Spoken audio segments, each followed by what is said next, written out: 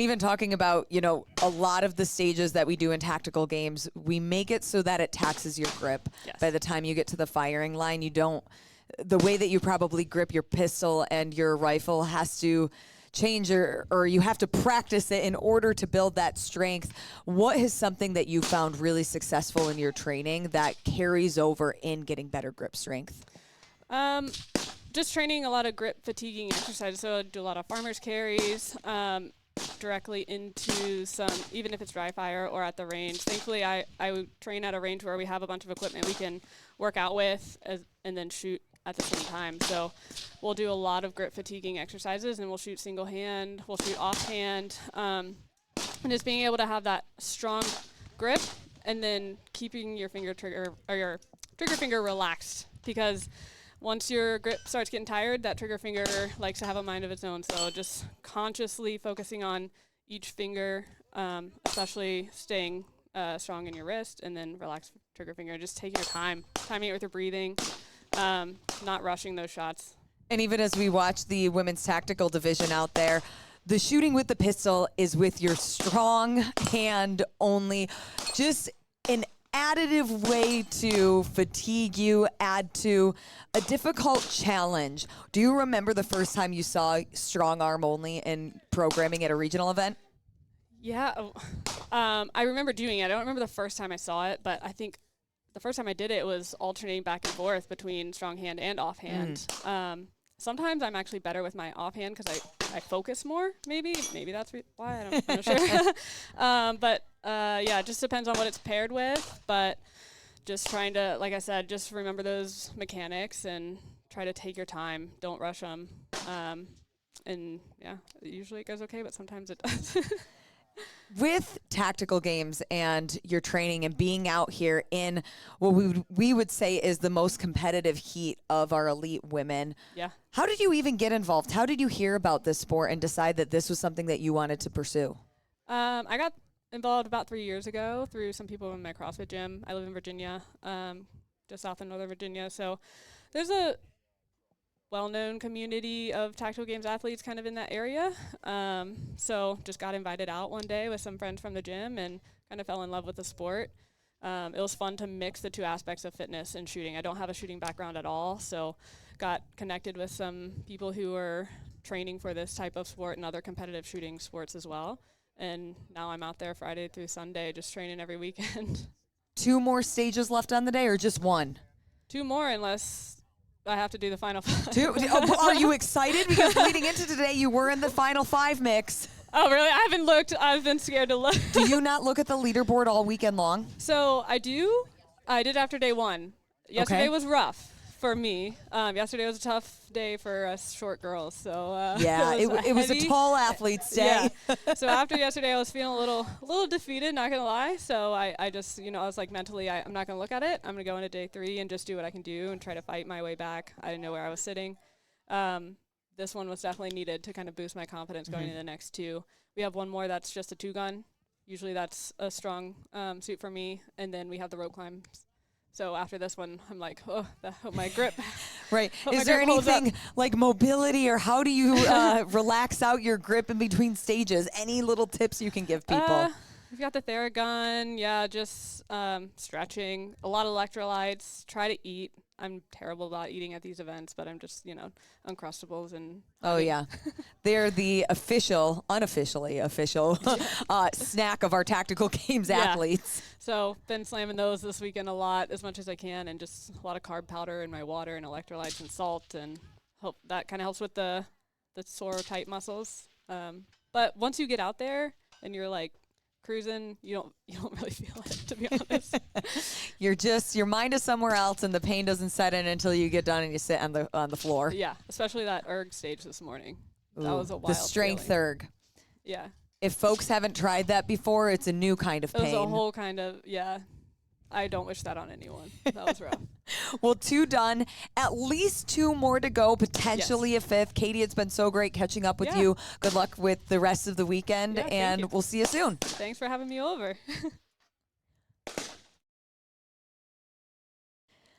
Katie Batiste with our women's elite. And as we mentioned, now this is our women's tactical division. Our first of two heats. We did have two ladies in the previous heat that are also in women's tactical. We had Jessie Curtis and Jin Chung, and both of those ladies are in podium contention. Jessie Curtis sat in third going into this stage at 582 match points, and then right behind her, that was in the lane right next to her, Jin Chung at 528 percentage points. But in this top heat of our women's tactical, we do have our overall leader,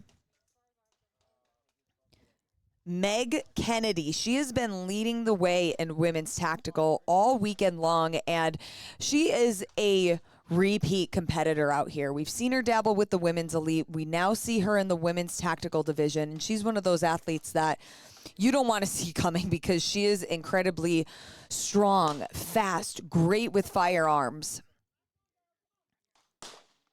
and just a really competitive athlete overall.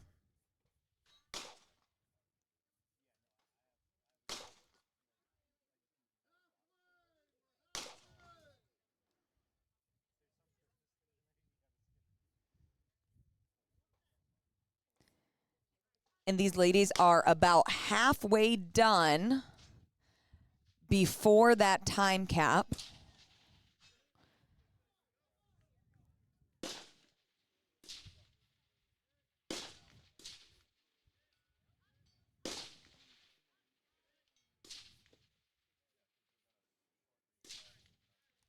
And after this, at least all of the athletes will have two more stages, and then those top 5 elite men and elite women will then have an additional 5th stage on today. So 15 total for our top athletes, 14 for everyone else. And let's not forget, we also have our intermediate division that's out competing this weekend. And with that, all weekend long, we've had about 237 athletes, both on Saturday and Sunday. So it was 66 intermediate athletes that entered competition on Saturday. Before that, 171 athletes that qualified. And if you're at home wondering, well, how does one qualify?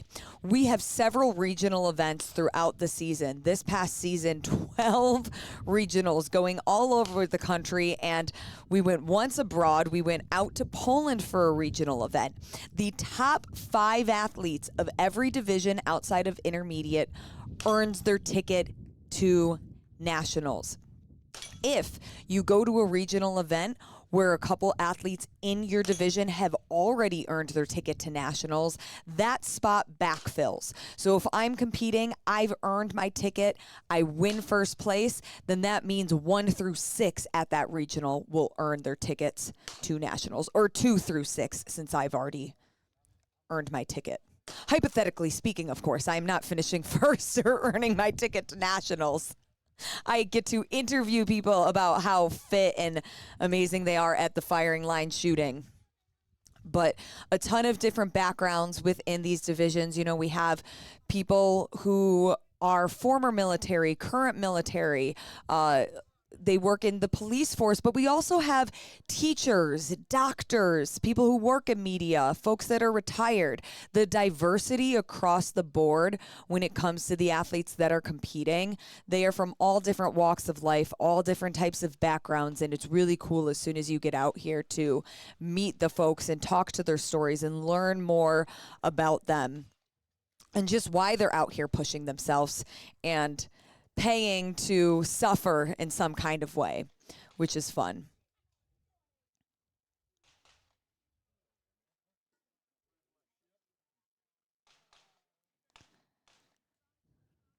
So now moving over to the firing line with that rifle, our yardage for this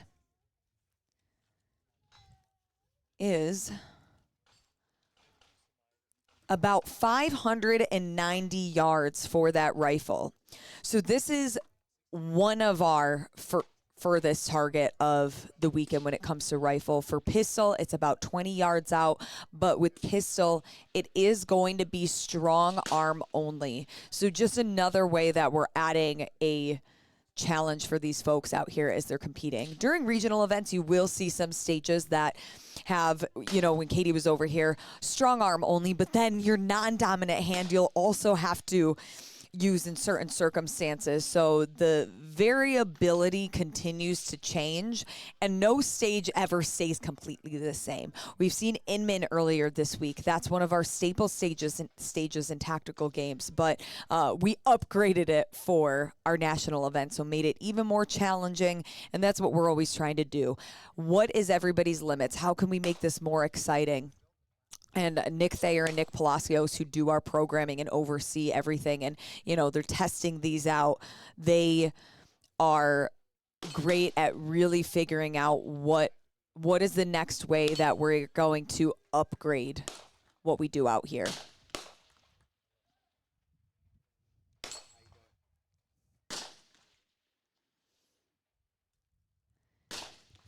And it looks like this will be our last squad for our women's tactical division out here.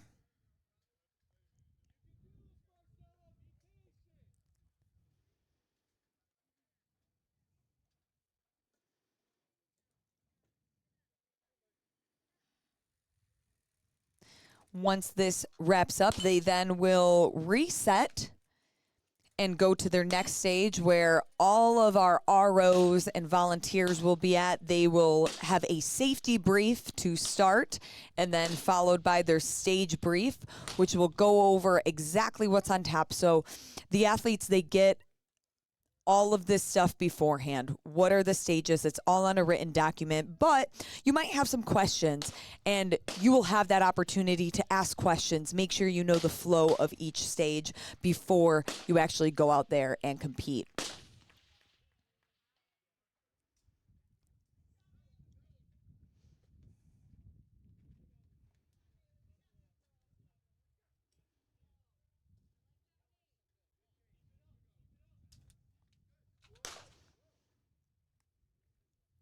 If you're looking for overall standings, you'll want to go to practicescore.com. If you're not familiar with it, you do want to search for scores and then the tactical games.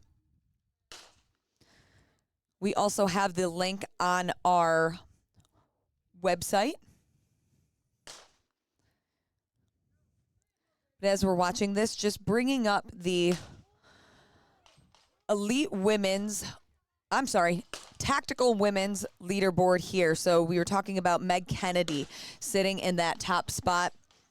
The points that we're looking at, so percentage points are going to be right there, because the way that we score tactical games, it rewards athletes that are more dominant in each stage. And then if we look at the number right next to it, that's mostly what we've been talking about, the match points. How many match points are up for grabs on each stage? They have a mix of 100-point stages. That's the most typical. But then we do have a few 50-point stages that are in the mix. So those are going to be our physical floater, where it's just a 90-second sprint.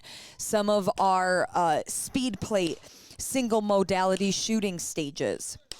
So Megan Kennedy at 720 points. So she has almost 100 match point lead ahead of Bailey Manchengo. So at this point, Megan Kennedy has done pretty much everything she possibly can to lock in that overall top score, unless something egregious or outrageous happens in those last two stages on the day for her. So Megan Kennedy, a very good cushion heading into the final two stages.